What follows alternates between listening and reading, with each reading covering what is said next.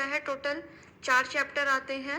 4th chapter का नाम है मात्राशीति अध्याय, 5 चैप्टर का नाम है तस्याशीति अध्याय, 6th चैप्टर का नाम है नावेग धारणी अध्याय और 7th चैप्टर का नाम है इंद्रिय उपक्रमणीय अध्याय। ठीक है, तो अगर आपको याद होगा तो मात्राशीति अध्याय में हमने बेसिकली जो पढ़ा था, आहार के बारे में ज्यादातर हमने उसमें पढ़ा था। मेन फोकस जो था उनका आहार के ऊपर था।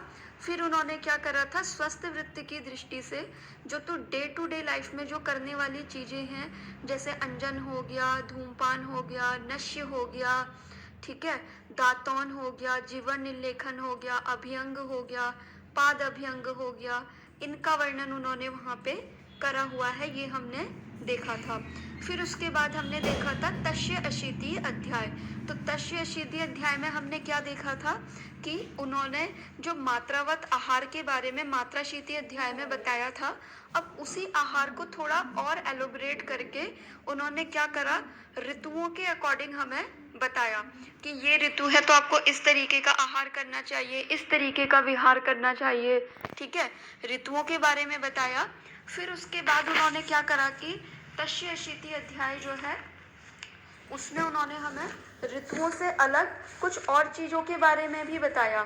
ठीक है, अब वो कौन कौन सी चीजें थी वो शायद आप लोग को पुरानी याद भी होंगी, जो हमने देखी होंगी, लेकिन फिर भी अभी जो है मैं एक बार रिवाइज उसका करा रही हूँ। तो ऋतुओं के साथ हमने उसमें पढ़ा था सातम्य के बारे में।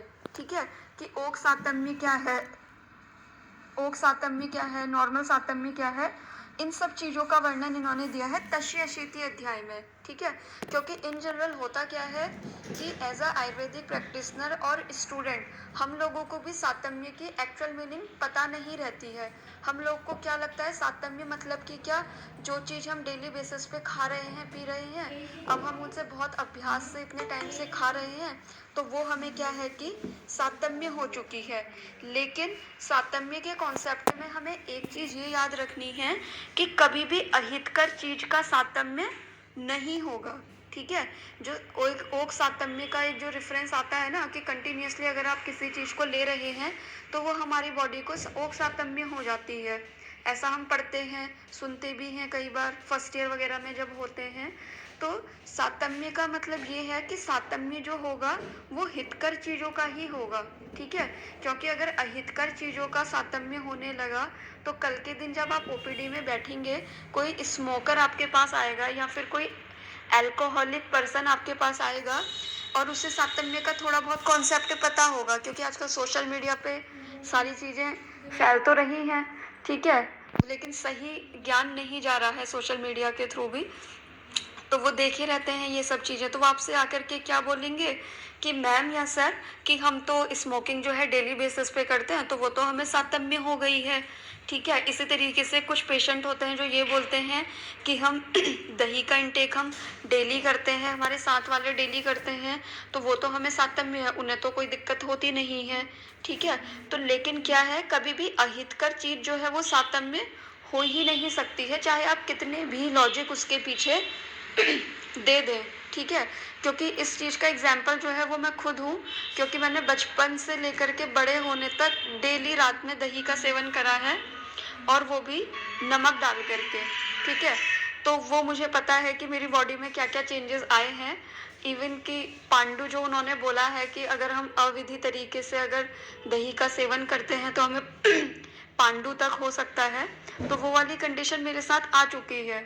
तो मुझे पता है कि कभी भी अहितकर चीज जो है वो सातम्य हो ही नहीं सकती है, चाहे हम कितनी भी कोशिश क्यों ना कर लें।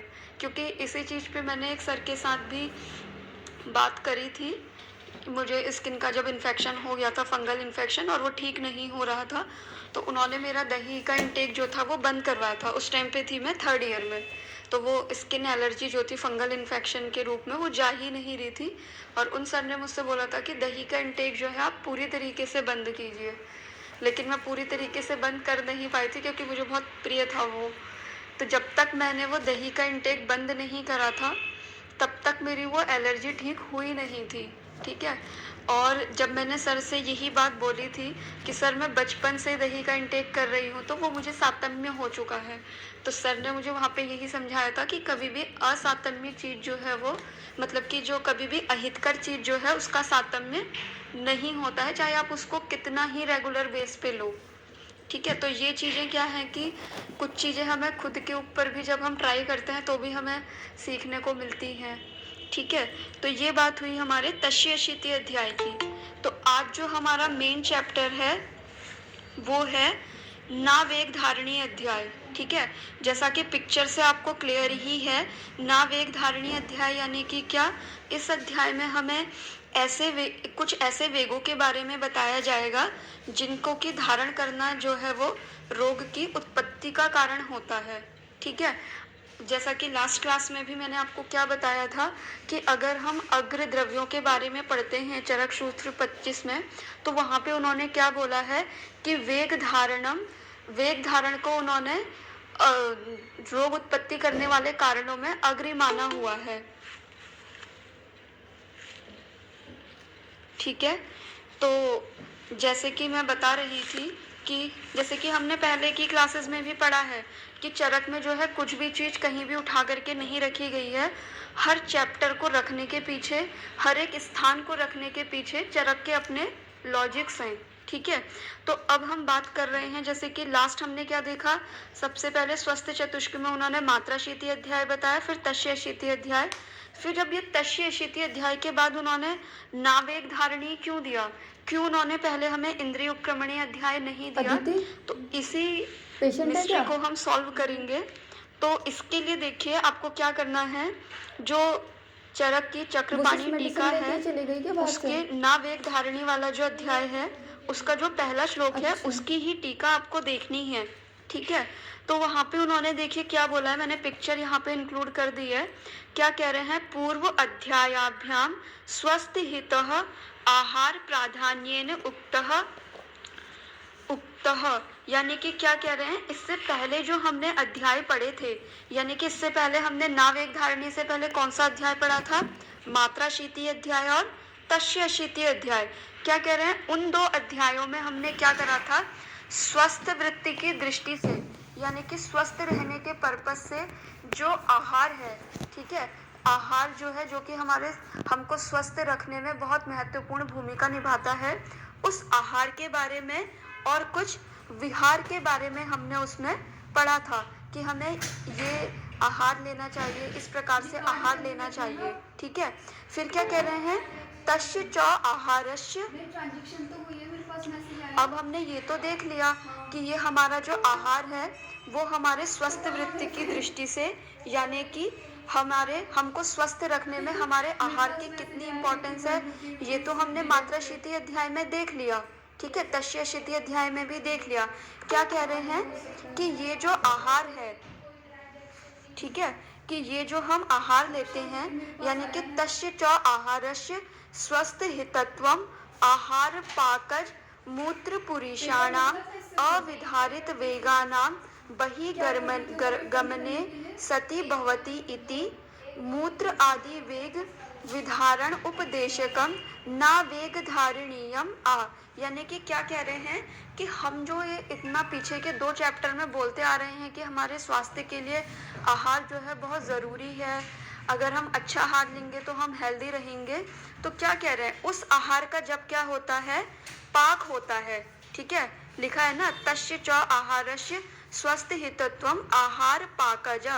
ठीक है। जब उस जो हम हितकर आहार लेते हैं उसका जब पाक होता है, यानी कि हमने खाना खाया, हमारी जो अग्नि है उसने उस पर क्रिया करी और आहार पाक की क्रिया हमारी स्टार्ट हुई। ठीक है। तो वो जो आहार पाक होता है उसके बाद क्या होता है कि खाए हुए हमारे आहार से 2 भाग बनते हैं, एक सार भाग बनता है, एक बनता है पित्त भाग। ठीक है। ये सब चीज़ें बेसिक है, ये हम पहले भी मतलब कि आपने पहले भी पढ़ी होंगी।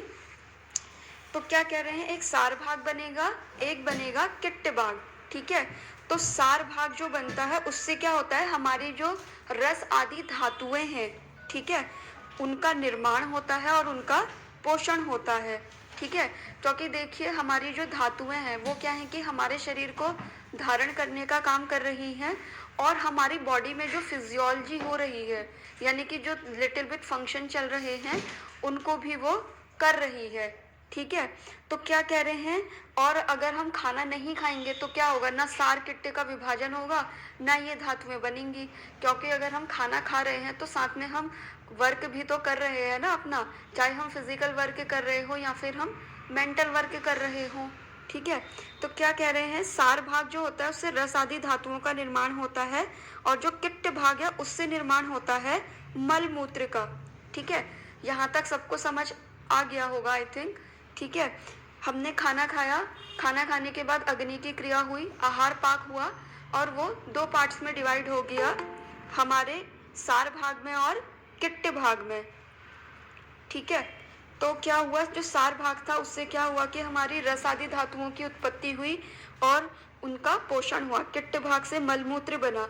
ठीक है, अब जैसे आप हम खाना खाते हैं तो तुरंत तो होता नहीं कि हमें यूरिन के लिए जाना पड़ रहा है या फिर पॉटी के लिए जाना पड़ रहा है। ठीक है, होता क्या है कि एक पर्टिकुलर ड्यूरेशन के बाद ही हमें क्या होता है कि एक अर्ज होती है यूरिन पास आउट करने की या फिर स्टूल पास आउट करने की। ठीक है, अगर किसी को खाना खाते ही तुरंत स्टूल पास आउट करने जाना पड़ रहा है तो वो किस में आता है, डिजीज कंडीशन में आता है। ठीक है, देखा होगा आपने आईबीएस के जो पेशेंट होते हैं, कहते हैं ना कि खाना खाते हैं और तुरंत मोशन के लिए जाते हैं। ठीक है, तो क्या है कि जब हम खाना खाते हैं, खाना खाने के बाद आहार पाक की क्रिया हुई, सार और किट्ट भाग बना, और किट्ट भाग से हमारे मलमूत्र बने। तो ये मलमूत्र जो बनते हैं वो क्या होते हैं कि एक निश्चित समय अंतराल पर, ठीक है, एक पर्टिकुलर टाइम ड्यूरेशन के बाद ही क्या होते हैं, शरीर से बाहर निकलने हेतु हमारे शरीर में क्या करते हैं, एक फीलिंग, एक सेंसेशन डेवलप करते हैं। ठीक है, होता है ना कि हमने पानी पिया, तुरंत तो हमें यूरिनेशन नहीं आता है, एक पर्टिकुलर ड्यूरेशन लगती है, उसके बाद ही हमें आता है। खाना खाते हैं, तुरंत तो हमें पॉटी नहीं आती है। ठीक है, या तुरंत तो हमें यूरिन के लिए नहीं जाना पड़ता है, एक पर्टिकुलर टाइम के बाद ही हमें अर्ज होती है। तो क्या कह रहे हैं, एक पर्टिकुलर टाइम पे क्या होता है, अर्ज होती है उन मल मूत्र को शरीर से बाहर निकालने के लिए। ठीक है, अगर हमने क्या करा, हमें अर्ज हुई और हमने क्या करा, उनको मल मूत्र को शरीर से बाहर निकाल दिया, तो हम क्या रहेंगे, हेल्दी रहेंगे। ठीक है, वहीं इसके अपोजिट में क्या हुआ, सेम प्रोसेस चली। ठीक है, आप अपनी डाइट भी अच्छी ले रहे थे, ठीक है, सार किट्ट का भाग भी प्रॉपरली हो रहा था, मल भी अच्छे से बन रहा था, मूत्र भी अच्छे से बन रहा था, सारी धातुओं का पोषण भी प्रॉपर हो रहा था आहार से हमारे। लेकिन हुआ क्या, फिर से हमारा एक पर्टिकुलर टाइम ड्यूरेशन के लिए वही हुआ कि हमें नेचुरल अर्ज हुई उस मल मूत्र को बाहर निकालने की। इस बार हमने क्या करा कि हमें वो जो वेग आया था मल और मूत्र का, ठीक है, हमने क्या करा, उसको रोक लिया। ठीक है, रोक लिया तो क्या हुआ, वो जो जिस मल को शरीर से बाहर निकलना था वो क्या रहेगा, बॉडी में स्टोर रहेगा। अब कोई चीज़ जिसको बाहर निकलनी है वो बॉडी में स्टोर रहेगी तो वो अंदर डिफरेंट तरीके के कॉम्प्लिकेशन क्रिएट करेगी ना। तो होता क्या है कि जिन मल मूत्र को शरीर से बाहर निकलना था वो शरीर के ही अंदर रुके रहते हैं, और वो अंदर रह करके क्या करते हैं, हमारे शरीर को मलिन करते हैं, हमारे दोषों को दूषित करने का काम करते हैं, धातुओं को मलिन करने का काम करते हैं। और इस तरीके से क्या होता है कि हितकर आहार लेते हुए भी लोगों में क्या होता है कि रोगों की उत्पत्ति होती है, और वो व्यक्ति हेल्दी ना रह करके अनहेल्दी होता है। ठीक है, तो आप इस चीज़ से समझ सकते हैं कि हमारे लिए हिस्ट्री टेकिंग कितनी ज़्यादा ज़रूरी है, और हिस्ट्री टेकिंग भी आयुर्वेदिक वे से। ऐसा नहीं कि हम एलोपैथ के अकॉर्डिंग हिस्ट्री टेकिंग कर रहे हैं, हमें क्या करना है, आयुर्वेद के अकॉर्डिंग उसकी हिस्ट्री लेनी है, उसके हेतु निकालने हैं छोटे छोटे। कई बार आपने देखा होगा ओपीडी में पेशेंट आता है और आप जब उसका हेतु निकाल रहे होते हैं तो आपको कुछ हेतु नहीं मिलेगा। वो टाइम पे सो रहा होगा, टाइम पे उठ रहा होगा, एक्सरसाइज भी कर रहा होगा, खाने में भी कुछ गलत नहीं ले रहा होगा, ना फास्ट फूड ले रहा होगा, ना कुछ कर रहा होगा। लेकिन जब आप उसकी और डीपली हिस्ट्री जा कर के ले रहे होंगे, या तो वो अधारणी वेगों का धारण कर रहा होगा, या फिर जो धारण करने वाले वेग हैं उनको धारण नहीं कर रहा होगा। ठीक है, तो इसीलिए क्योंकि वेगों को रोकने से भी क्या होती है, रोगों की उत्पत्ति होती है। इसीलिए आचार्यों ने क्या करा है कि वेगों को रोकने से कौन कौन सी हानियां होती हैं और क्या उनकी चिकित्सा क्या हो सकती है, उसका वर्णन करने के लिए इन्होंने क्या करा है, ना वेग धारणी अध्याय का वर्णन करा हुआ है। ठीक है, तो सिर्फ ऐसा नहीं है कि पेशेंट आपके पास ओपीडी में आए और आप उसे सिर्फ ये बोल दें कि हाँ आप ये खाइए, अपनी डाइट के अकॉर्डिंग आप ये लीजिए, छाछ लेना आप स्टार्ट कीजिए। मान लीजिए आपके पास पाइल्स का कोई पेशेंट आता है, अर्श का, ठीक है, या फिर गृहिणी का कोई पेशेंट आता है, और बेसिक हम लोग पढ़े रहते हैं कि अर्श का पेशेंट हो, गृहिणी का पेशेंट हो, ठीक है, इसमें क्या होता है, छाछ का जो है बहुत अच्छा रिजल्ट मिलता है। तो हम पेशेंट को बोल तो देंगे कि आप छाछ लिया करो। अगर हमने उसे बोला कि आप छाछ लिया करो, आप स्प्राउट्स मत खाया करो, आप पचने में हल्की चीज़ें खाओ, उसने सारी चीज़ें फॉलो करी, लेकिन हमने क्या करा, हमने ना तो उसके वेग धारण की हिस्ट्री ली, ना ही हमने उसे, जब वो हमारे पास ट्रीटमेंट के लिए आया, ना ही हमने उसे उस टाइम पे वेग धारण के बारे में गाइड करा। तो होगा क्या कि वो आपका पूरा ट्रीटमेंट ले रहा होगा, ठीक है, और उसे रिलीफ भी मिल रहा होगा, लेकिन उसे एक जो 100% जो क्योर बोलते हैं या फिर एक जो 100% रिलीफ बोलते हैं वो उसे नहीं मिल रहा होगा। ठीक है, और जब उसका कारण निकाल करके देखेंगे तो उसका कहीं ना कहीं बहुत बार होता है कि कारण में कुछ नहीं निकलता है और ये अधारणी वेगों का धारण ही निकलता है। ठीक है, अब आप ये सोच रहे होंगे कि अधारणी वेगों में तो 13 वेगों का वर्णन है, लेकिन मैंने मेन फोकस जो है मल और मूत्र पे ही क्यों करा है। तो मल और मूत्र पे मैंने अपने मन से फोकस नहीं करा है, वो आचार्यों ने ही फोकस करने को बोला है हमें। ठीक है, क्योंकि देखिए आप देखते हैं कि मल और मूत्र का ही वेग एक ऐसा है जो हमें डेली बेसिस पे आता है। ना तो हमें छींक का वेग डेली आता है, ना हमें उद्गार का वेग डेली आता है, ना हमें अपान वायु का वेग डेली आता है, ना हमें छर्दी आती है डेली। हमें मोस्टली कौन सा वेग आता है डेली बेसिस पे, मूत्र और पुरुष का। ठीक है, जिसका कि धारण करना जो है वो बहुत सारी डिफरेंट तरीके की व्याधियों को जन्म देगा। ठीक है, मतलब मैंने तो देखा है प्रैक्टिस में, जब मैं पेशेंट की हिस्ट्री लेती हूँ तो मुझे मिलता है ऐसा कि हाँ कि पेशेंट जो है वो वेगों का धारण कर रहा है। ठीक है, अब देखिए कभी इमरजेंसी हो जाए तो हम वेगों का धारण कर सकते हैं, लेकिन अगर कोई बंदा कंटिन्यूएशन में, ठीक है, कंटिन्यूएशन में इन द सेंस कि आज उसने करा, कल करा, परसों करा, तरसों करा, कंटिन्यूअसली वो क्या कर रहा है, उसकी हैबिट में है कि वो वेगों का धारण करता है, तो क्या होगा कि उसको डिफरेंट तरीके की व्याधियां उसे होंगी ही होंगी।